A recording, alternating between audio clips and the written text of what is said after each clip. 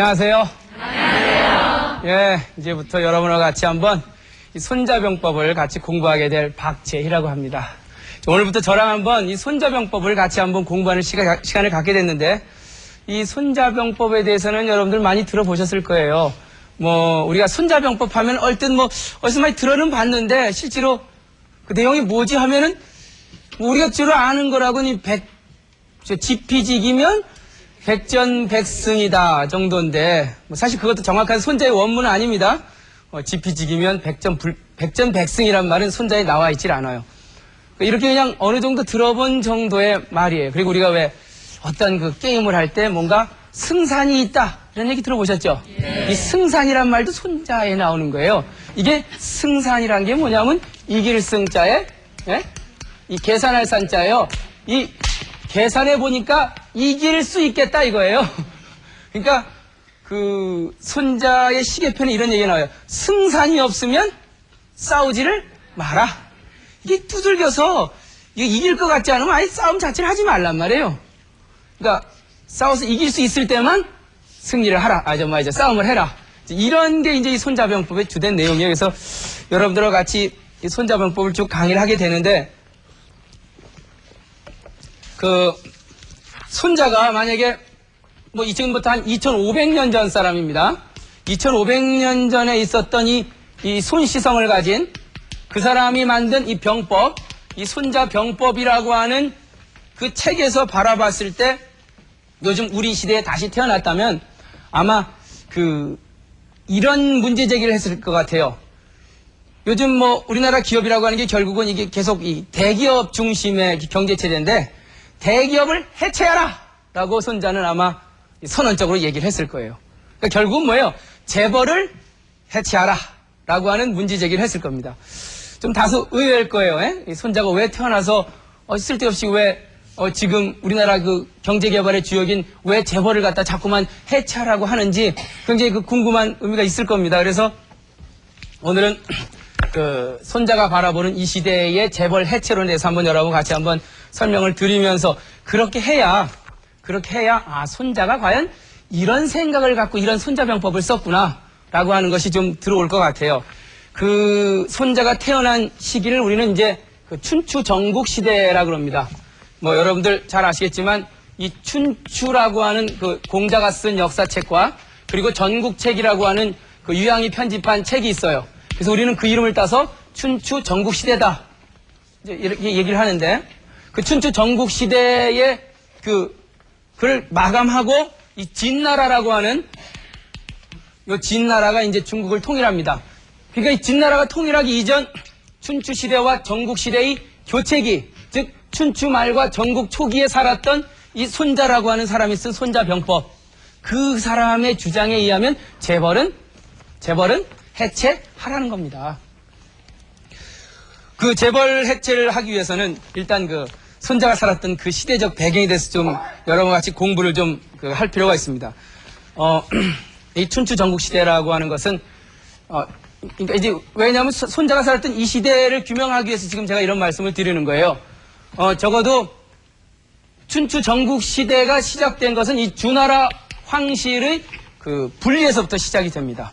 그러니까 이 주나라라고 하는 강력한 이 천자의 나라가 있었는데, 그 천자의 나라에 그 여러 소속된 제후국들, 그 제후국들이 나름대로 이 자기의 독립을 주장하고, 그리고 자기의 어떤 영역을 갖다가 확보해서 상대방과 갈등을 하고 하는 그 시기, 그러니까 주나라 천자의 권력에 대항해서 나름대로의 독립을 주장한 이 제후국들이 약 170여 개로 쪼개지기 시작한 시대가 춘추시대예요.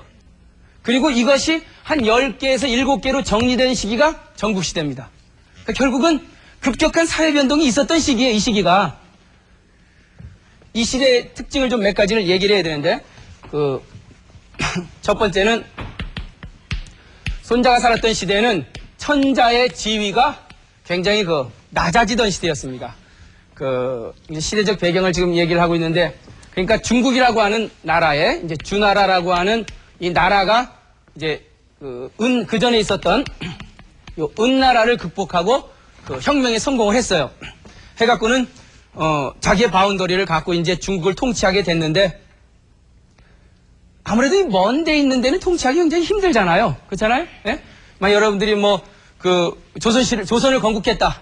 그러면은 조선 중앙에 여러분들이 딱 앉아 있으면서 저 먼 데 있는 전라도 남부, 경상도 남부 지역은 실제로 이렇게 통제권이 잘 안 돼요. 그래서 통제를 하기 위해서는 대리 통치를 시켜야 되는데, 이 대리 통치를 할 때 그 대리를 통치를 할 때 자기가 가장 믿을 만한 사람을 거기다가 세워요. 이걸 세울 건자. 근데 그 나라의 봉에서 이걸 봉건제라 그래. 봉건제.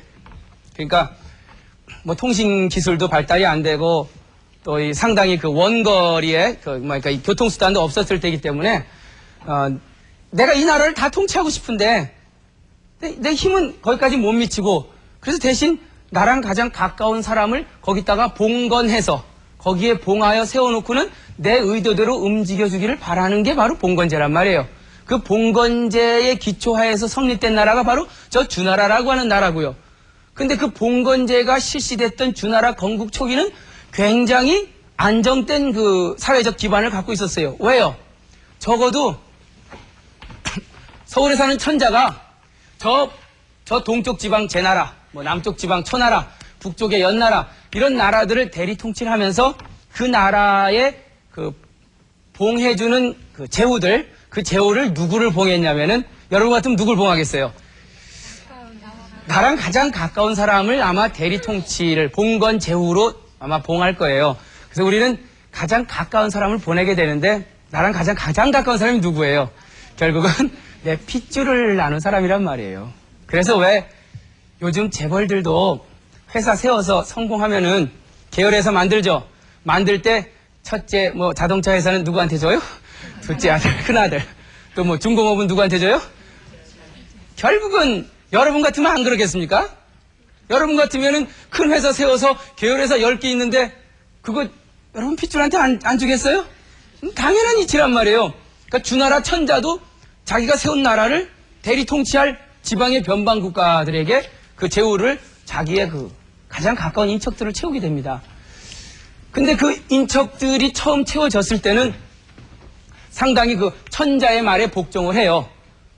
다시 말하면 그 재벌 회장이 살아있을 때는 그 계열회사 사장들이 굉장히 그 복종을 합니다. 그런데 문제는 뭐냐면 좀 시간이 흐르면 우리가 혈맹이란 거 있죠. 예. 피로 맺은 맹선은 어떻게 돼요? 흐려지게 돼 있어요. 혈맹이란 말도 사실 여기서 나왔는데 다 인척끼리 해먹는 건데, 결국은 아들의 아들 때에 내려가면은 사실 이쪽 동쪽에 있는 나라하고 서쪽에 있는 나라하고 전혀 별 관계가 없는 거니까, 따져보면은 뭐 우리 아버지의 7대조 할아버지의 뭐 동생의 7대조 후손이니까 그럼 몇 촌이에요 도대체? 굉장히 먼 친척이 되는 거죠. 그러니까 상당히 이 A라고 하는 나라하고 B라고 하는 나라가 그야말로 피가 묽어짐으로 인해서 서로 연관관계가 떨어집니다. 또 하나, 거기에 이렇게 떨어져 있어도 주나라의 천자가 힘만 있으면 얼마든지 통제는 해요. 왜요? 너희들은 원래 혈맹이니까, 원래 핏줄을 따져보면 같으니까 싸우지 말아라. 싸우면은 내가 혼낸다 라고 할 수 있단 말이에요.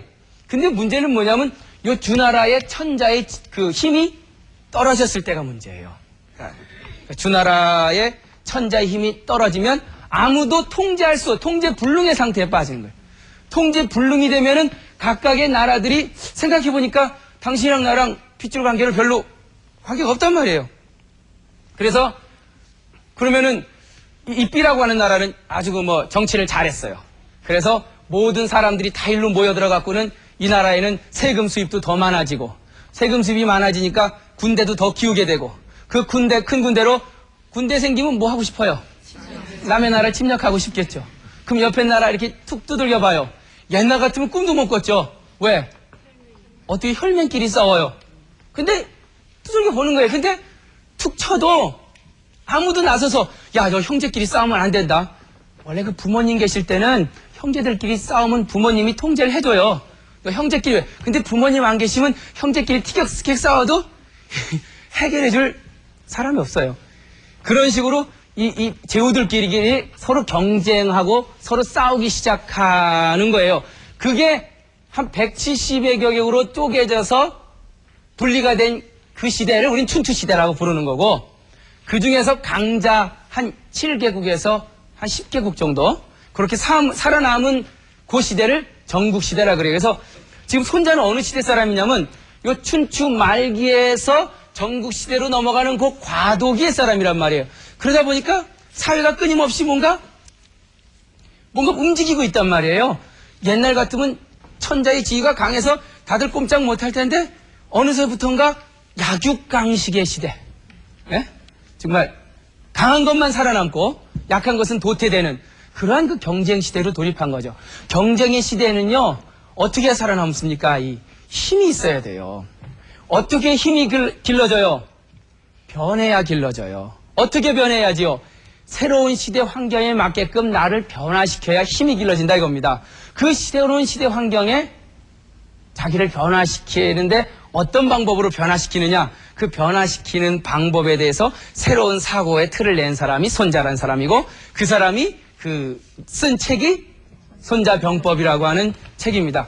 우린 이 책을 살펴보기 전에 그럼 과연 이제 우리 손자병법이 전쟁에 관련된 전략서니까 과연 그러면은 이 손자가 살던 그 시대와 그 이전 시대는 어떻게 변했냐라고 저한테 한번 질문을 하신다면 제가 이렇게 대답을 해드릴 것 같아요. 적어도 손자가 살던 이 춘추시대 말기와 전국시대 초기를 기준으로 해서 그 이전과 이후가 특히 이 전쟁에 있어서 굉장히 큰 차이를 이룹니다. 어느 정도 이제 차이를 이루냐면은 예를 들어서 그 당시에 그 전쟁이라고 하는 건 결국은 뭐냐면 명분전쟁이에요.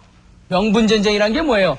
그러니까 손자 이전 시대에는, 즉 주나라 천자가 시퍼렇게 살아있을 때에는 전쟁을 하는데 그 전쟁이 뭐 땅 뺏는 싸움 전쟁은 큰일 나요.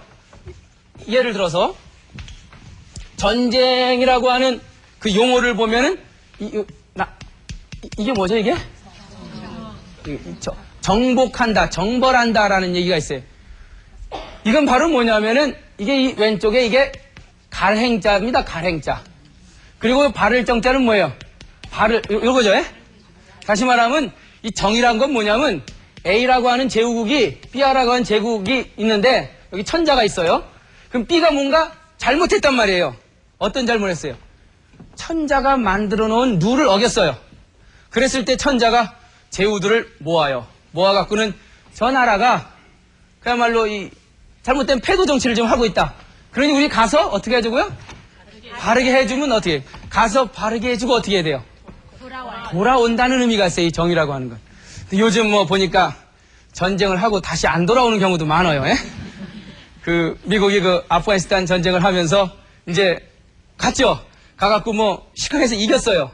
이겼는데 사실 그 천자가 살아있는 주나라 봉건제 체제의 병법으로 하면 돌아와야 돼요.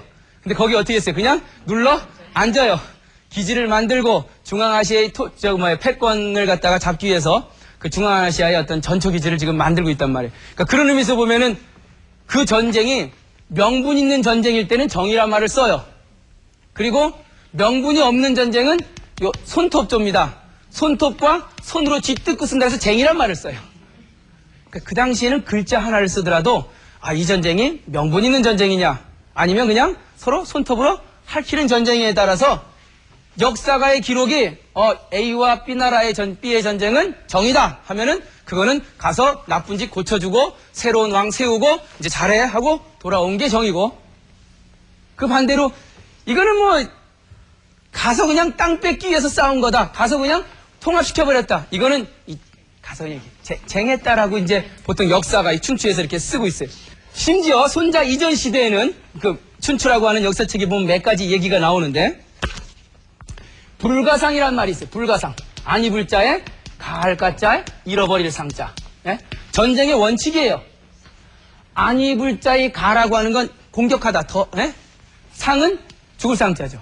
즉 어느 나라의 침략을 전쟁을 하러 가다, 정을 하러 가다가 그 나라의 왕이 죽으면 공격하지 않는다. 뭐 이런 원칙이에요. 근데 그 전쟁에서 그게 가능한 얘기입니까? 예?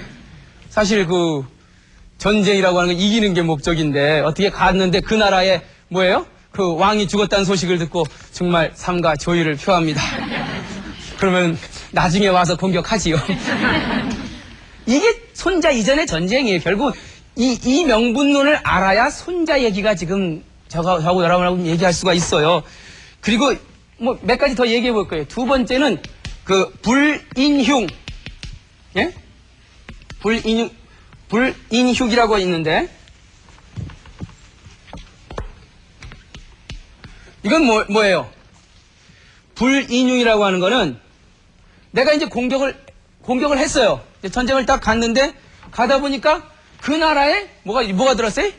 흉년이 들거나 아니면 재앙이 벌어졌어요. 그러니까 공격을 하러 갔는데 그 나라에 흉년이 들어갖고 다들 굶어 죽게 생겼단 말이에요. 아이고, 남 흉년 든 데 와서 공격까지 하면 얼마나 힘들까. 그러면 전 돌아가겠습니다. 그러면 풍년 들 때 다시 오겠습니다. 손자 이전의 전쟁이 이랬단 말이에요. 예? 그러니까 그 다음에 이제 그 불금 이모란 말이 있어요. 아니 불자에 요 금자는 그 사로잡을 금자입니다. 이 둘이자에 털모자. 사로잡지 않는다. 7종 7금이라고 있죠. 7번 잡았다, 7번 놓쳐줬다라고 하는 그 제갈공명의 그 전법. 누구는 사로잡지 않냐? 머리카락이 두 가지 색깔로 된 사람은 사로잡지 않는다. 아시겠어요? 흰머리, 검은 머리가 섞여 있는 사람은 포로로 잡지 않는다. 그럼 뭐예요? 나이 먹은 사람 포로는 안 잡는다. 여기 지금 포로로 안 잡히실 분 많아요. 얼마나 우아해요. 얼마나 이제 귀족적이에요. 아이고, 연세가 드셨는데 포로까지 하면 힘드시니까 오늘 제가 안 잡을 테니까 나중에 뵙지요. 뭐 이런 그 전술이었단 말이에요. 그리고 이 네 번째 안이불자에 거듭중자에 이 손상시킬 상자. 예? 다시 말하면 뭐예요? 거듭 손상시키지 않는다. 한 명을 찔렀으면 두 번 찌르지 않는다는 얘기예요. 어떻게 군자가 한 번 찔러갖고 고통받는 사람을 또 찌릅니까? 예? 그러니까 그 손자 이전의 그 전쟁이라고 하는 것은 정말 어떻게 보면 게임 스포츠 같아요. 스포츠. 그러니까 일종 저쪽 A라고 하는 제후 국가의 어떤 귀족층들과 B라고 하는 그 나라의 귀족층들이 서로 만나서 자, 이제부터 전쟁을 시작하도록 하죠. 자, 준비되셨나요? 저도 준비됐습니다. 자, 그럼 시작하겠습니다. 그래서 이 당시에 전쟁은 대부분이 이 편전. 예? 편전이란 건 뭐냐면 편은 일렬로 쭉 나란히 쓴다는 얘기예요. 다시 말하면 저쪽에 3,000명 군대 쭉 쓰고 이쪽 3,000명 쓰고 벌판에서 준비 시작 와 하고 팍 찔러갖고 죽고. 여러분들 영화에서 많이 보셨죠? 예. 그게 손자 이전의 전쟁 양식이에요. 다시 한번 정리하지만 결국은 손자가 살던 이전 시대에는 전쟁이라고 하는 것은 그야말로 귀족들의 일종의 룰이 있는 게임이요 스포츠였단 말이에요. 그래서 정말 예의 있게 이제 그만하지요. 그럼 그만할까요? 내가 진 것 같습니다. 그럼 나중에 또 공격하시죠. 이게 통용이 됐단 말이에요. 만약에 그 룰을 어기면 지탄을 받아요. 글쎄 저놈이 남의 집 쳐들어가갖고 그 집 상산하는데 또 쳤디야. 이러면 주변 제후국들이 계속 그 사람을 갖다가 정말 욕하는 거야. 이 예의 없는 놈. 너 명분도 없고, 넌 어떻게 네 그 사욕을 갖다 못 이기느냐. 그럼 저놈을 가만 놔두면 안 된다. 우리 다 저놈을 공격하자. 그건 자식이 당하는 거예요, 자기가. 그런 시대였어요. 근데 제가 아까도 얘기했지만 이 춘추 시대와 전국 시대로 넘어가는 그 시기가 바로 이러한 전쟁 양상이 바뀌는 시기였어요. 그래서 이 손자병법이라고 하는 게 이제 그 시기의 얘기를 제가 하나 해볼게요. 그러니까 손자가 태어나서 이제 활동하기 전 한 100여 년 전쯤에, 그러니까 정확히 얘기하면 한 BC, 그러니까 기원전, 648년. 예. 그러니까 BC 648년. 그러니까 손자가 활동한 시기가 500년대쯤 되니까 한 100년 전이네요. 그때 어떤 나라가 있으면은 이 중국의 이 남쪽에 이 초나라하고 강대국입니다. 그 다음에 북쪽에 이 송나라하고 둘이 전쟁을 하게 됐어요. 근데 아주 우아한 전쟁을 했어요. 어떤 전쟁을 했냐면 송나라의 그 당시에 그 왕 이름이 뭐냐면 이 양공, 송양공이라고 유명한 그야말로 이 귀족이 하나 있었고, 또 초나라는 뭐 어느 왕인지 잘 모르겠어요. 근데 이 기원전 648년 11월 정말 찬바람이 샥 불어오는 어느 초겨울, 둘은 약속을 했지요.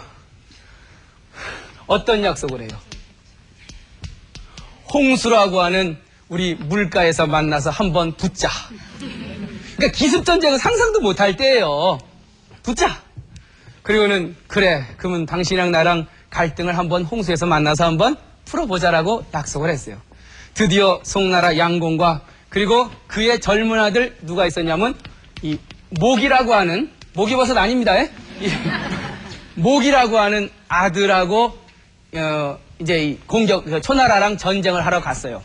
갔는데 이 홍수라고 하는 이제 강이 흐르는데 여기 이제 송나라 군대가 여기 있고 이제 초나라 군대는 여기 있는 거예요. 이미 그 송나라 군대는 여기 와서 진을 치고 있었고 초나라 군대는 이제 막 이 강을 건너려고 이제 공격을 하려고 하고 있었어요.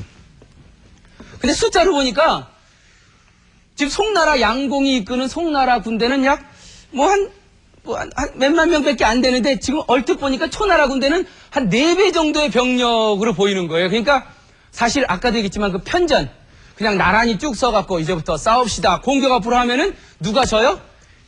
당연히 이 송나라가 지게 돼 있는 거예요. 그러니까 정식으로 아무런 꼼수 없이 기습, 매보, 화공 아무런 인거 없이 그냥 쭉 늘어서서 공격 앞으로 하면은 초나라가 이길 수밖에 없죠. 그래서 송나라 양공이 이제 딱 진을 치고 있는데 초나라 군대가 막 새카맣게 홍수를 건너오는 거예요. 이 초나라 양공이 보니까 그대로 싸웠다간 내가 당하게 생겼거든요. 그래서 한참 고민을 하고 있는데 그 옆에 있던 그 모기가 저 아버님 아무리 명분도 좋고 아무리 무슨 게임의 룰 예약도 좋지만 이제 초나라 군대가 지금 우리보다 한 4배는 많아 보이는데 저 물을 건너올 때 그때 공격해야 우리가 이길 거 아닙니까? 지금 공격해야지요. 하니까 송나라 양공이 뭐라 그랬어요? 안 된다. 군자가 적이 진을 다 치기도 전에 어려운 상황에 처했을 때 그 틈을 다 공격하면 군자의 도리가 아니니라 라고 과감하게 거부했죠. 그리고 이제 막 초나라 군대가 이제 물을 다 거의 건너와서 진을 치려고 바쁠 때 아니에요. 그러니까 이제 모기가 아버님 지금 마지막이요. 지금 공격 안 하면요 정말 우리는 다 죽어요. 허허, 군자는 끝까지 예를 지켜야 되는 법. 정식으로 적이 진을 다 치고 난 다음에 서로의 예를 표하고 우리의 힘을 서로 자웅을 겨뤄보는 것이 군자의 도리인 것. 라고 또 기습 공격할 걸 갖다 거부했어요. 그러니까 이 모기는 뭐 가슴은 탔죠. 그래갖고는 드디어 초나라 군대가 들판에 와서 약 몇만 명이 쫙 쓰고 한 4분의 1 군대 송나라 군대하고 둘이 마주 봤어요. 그리고는 둘이 싸웠슈.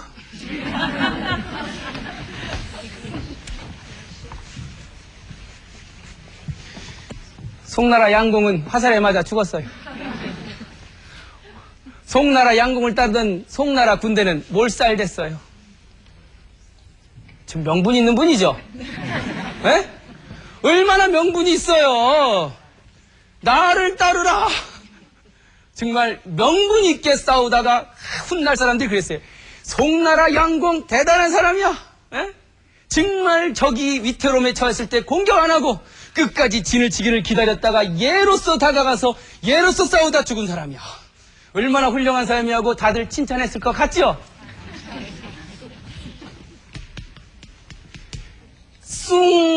숭시양 쯔란 고사성어집을 찾아보면 송양지인이라고 하는 고사가 나옵니다. 이게 무슨 뜻이냐면 송나라의 양공은 정말 휴머니스트야. 송나라의 양공은 인자야. 이게 칭찬하는 말 같아요. 비꼬는 말 같아요.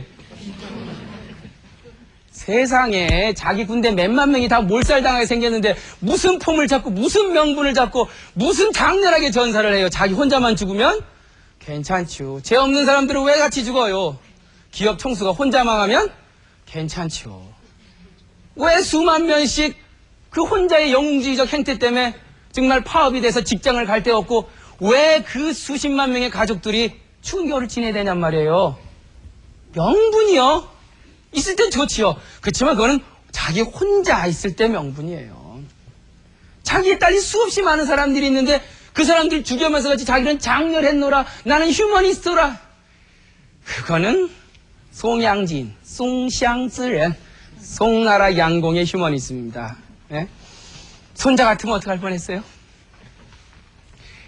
그러한 그 춘추 말기에서 저 전국시대 초기로 접어가는 그 과도기에 누구예요? 이 손자란 사람이 나타난 거예요. 나타나서 아무리 명분도 좋고 아무리 예학도 좋지만 결국은 이제 첫 번째 얘기야. 손자병법 시계편 맨 첫 번째 얘기가 이거예요. 전쟁이라고 하는 것은 전쟁이라고 하는 것은 뭐냐? 예?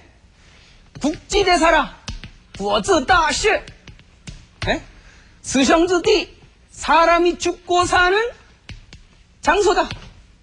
중앙지도, 국가가 존재하느냐 망하느냐 하는 길에 그게 전쟁이다. 여기에 무슨 명분을 찾고 무슨 폼을 잡는단 말이에요. 폼생폼사? 좋지요. 폼에 살고 뭐에 죽어요? 많이 살고 죽어요. 한 개인의 폼생폼사는 인정해 줄 수 있지만 기업의 총수가, 국가의 지도자가, 한 가정의 가정이 혼자 폼생폼사를 즐긴다면 그건 저는 비난받아야 된다는 생각이 듭니다.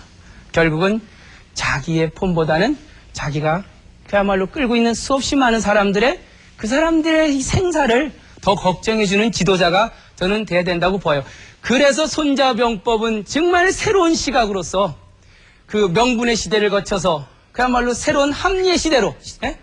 그리고 이 신비적인 이 당시 전쟁할 때는 어떻게 했는지 알아요? 하늘에다 뭐 주문 외고 그 다음 뭐예요? 향불 펴놓고 전쟁을 할까요 말까요? 손자병법에 그 얘기 하나도 안 나와요. 정치는 얘기 안 나와요. 적을 만났을 때 적의 허점은 뭐고 실한 점은 뭐고 나의 강한 점은 뭐고 적이 나의 10배가 되면 피해라. 피하는 건 죄악이 아니에요. 괜히 되지도 않는 거 덤벼갖고 얼굴 다 터지고 그리고 난 장렬했노라. 이건 손자가 바라보면 이건 제일 저등한 생물의 전쟁법이에요. 정말 전략을 세우고 그리고 전술을 개발하고 그리고 허실을 밝히고 그리고 어떤 그 뭐랄까 이 조직을 만들어서 어떻게 싸울 것인가. 그것이 이제 그 손자병법의 주된 내용입니다. 그러니까 이러한 그 명분의 시대가 끝나고 그리고 실리의 시대가 도래했을 때 또 이런 신비의 시대가 끝나고 그리고 이 현실의 시대로 도래하는 그 과정 속에서 손자가 생각했던 그러한 그 새로운 합리주의적 사고, 실리주의적 사고 그리고 그 어떤 현실주의적 사고는 지금 우리 21세기를 맞는 우리에게 지나간 아직도 여러분들 기업 총수 중에는요, 정치 지도자들 중에는 선거 전에 새로운 신상품 개발 전에 어디 찾아가는 분 있어요? 아니 뭐 한 명씩 데리고 다닌다 그러더만요. 요번에 내가 국회의원 나가면 붙을까 말까. 아직도 2500년 전에 손자가 문제가 제기한 신비의 세계에서 못 벗어나고 있는 거예요. 여러분들 그런데 안 가요? 물론 뭐 그렇게 해서 마음이 유한이 되면 좋겠지만 여러간 지금 시대는 변하고 있단 말이에요. 아직도 뭐 비난한다고 기우제 지낸다는 것 자체가 뭐 그건 옛날에 이런 일이 있었다라고 보여주기 위한 거 아니면은 그거에 매달리면 안 되죠. 그렇죠? 한 사람이 나는 너희들을 내가 책임질 테니까 가자. 이런 영웅주의적 기업 경영 형태는 이제는 더 이상 안 되는 겁니다. 그래서 좀 더 현실적이고 실리적인 그러한 이 시대의 어떤 지향점을 찾기 위해서 저는 여러분하고 같이 손자병법을 한번 공부를 해보고 싶어요. 그 손자병법에는 그런 다양한 전술들이 나와 있습니다. 그래서 근데 이 손자병법과 아울러서 그 당시에 아주 유행했던 책이 한 4권 정도 있어요. 그러니까, 제가 좀 화제를 바꿔보면은, 우리가 중국의 여러 가지 고전들 중에서, 그러니까 손자랑 똑같은 시대에 살았던 그 시대에, 손자는 그러면은 새로운 시대의 신사고로 나가야 된다고 했는데, 다른 철학자들은 어떻게 얘기했을까? 이제 그게 궁금해질 거예요. 특히, 손자랑 거의 비슷한 시기, 겹치는 부분이 있어요. 이 공자 같은 경우, 예? 이 공자 같은 경우는 이 시대로 돌아가자는 얘기. 그러니까 명분 있게 싸우자는 얘기. 근데 공자의 그 명분론이 저는 나쁘다는 생각이 안 들어요. 사실. 왜요? 적어도 그 명분론이 통제되던, 잘 통제되고 잘 운용되던 그 시기에는 합당해요. 이해 가십니까? 네. 천자라고 하는 사람이 정말 재벌회사 회장이 각 계열회사 이 사장들을 마음대로 통제할 수 있고 한쪽이 좀 회사가 기우면 다른 한쪽을 덜어서 분봉시킬 수 있는 그러한 사회 환경이라면 공자의 명분론만큼 좋은 게 없어요. 아버지는 아버지 자리에서 아버지답게, 자식은 자식 자리에서 자식답게, 신하는 신하 자리에서 신하답게. 군군신신부부자자. 너무나 훌륭한 정명론이란 말이에요. 너무나 훌륭한 예양문화란 말이에요. 그런데 그러한 그 시대에 대한 처방이 새로운 시대는 이제는 아니라는 거죠. 그게 저는 그 중요한 초점이 있다고 봐요. 즉, 세술은 어떻게 해요? 새 부대에 감아야 되는데 지나간 500년 전에 우리 정벌론으로 돌아가죠. 이것 자체가 변한 사회 환경을 이해하지 못하고 하는 얘기죠.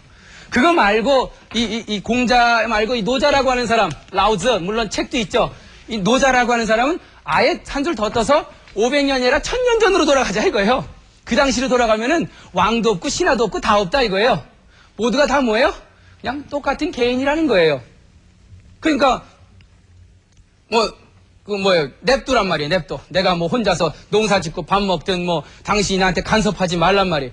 그런 1000년 전의 원시 공동체 사회로 돌아가면 이 사회가 행복해지겠다라고 주장하는 그것이 이제 노자와 그 다음에 이 노자 도덕경이라고 하는 책에서 보여주는 그 시대에 대한 처방전이에요. 주역 같은 경우도 비슷한 식인데 주역의 처방전은 좀 틀려요. 주역의 처방전은 신비의 세계로 돌아가자는 얘기죠. 주역은 점책입니다. 그건 뭐 부인할 수 없어요. 점서예요. 즉 점을 치는 책이란 말이에요. 그래서 이 주역은 결국은 국가가 정책을 행하고 새로운 어떠한 이 정책들을 운영해 나갈 때 보이지 않는 하늘과 보이지 않는 기운에게 자기의 어떤 그 정책을 묻는 거죠. 전 그것도 나쁘다는 생각은 안 들어요. 왜요? 아니 어떤 일을 하기 전에 조용히 눈 감고 한번 생각해보면 그보다 좋은 게 어디 있어요? 그렇죠? 전 주역이라고 하는 책이 얼마든지 이 시대에도 충분한 그러한 의미로서 나를 경건하게 하고 나를 침잠하게 하고 더 한번 생각하게 하는 중요한 메시지를 전달한다고 봐요. 아울러 지금 제가 여러분과 같이 공부하려고 하는 손자병법, 물론 이것이 뭐 정책을 결정하는 정책도 아니고 그렇다고 500년 전으로 돌아가자, 아니 1000년 전 원시 공동체로 돌아가자, 그 얘기 아니지만 적어도 춘추 시대에서 전국 시대로 넘어가는 굉장히 불확실한 시대에 신비에서 합리로 넘어가고 그리고 복고에서 새로운 진보의 세계로 넘어가는 그 시대에 손자가 그 당시를 바라본 처방전이 적어도 우리가 살던 이 시대에 새로운 21세기를 넘어가면서 유효할 거라는 생각이 듭니다. 그래서 저는 오늘 여러분과 같이 오늘부터 시작해서 그 처방전의 내용이 뭔지 한번 하나씩 따져보자는 말이에요. 아셨죠? 네. 자, 그럼 오늘 손자문법 첫 번째 강의 모두 마치도록 하겠습니다.